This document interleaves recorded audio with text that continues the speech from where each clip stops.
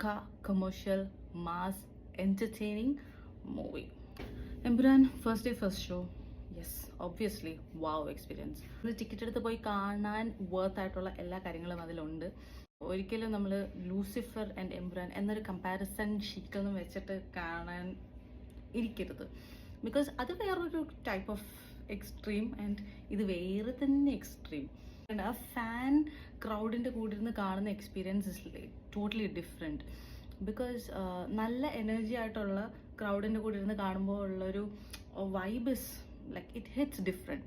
So I suggest you all to watch it like in this upcoming days itself. Ticket available aanengil maximum. Rajotam parana pole thanne in interviews as he mentioned, the music was like next level. The BGM was not ആവശ്യമില്ലാത്തടത്തൊന്നും അങ്ങനെ ഇങ്ങനെ ഒരു സംഭവമില്ല. എല്ലാം ആവശ്യത്തിന് മിതമായിട്ട് correct സമൃദ്ധം mix ചെയ്ത് വെച്ച് നൈസായിരുന്നു.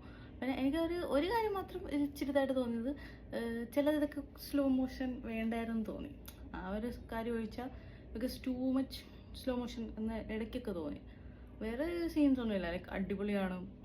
ആ കഥ കൊണ്ടുപോകുന്ന രീതിയായാലും the thread of the story, how the story was being taken ഒക്കെ അടിപൊളിയാണ്.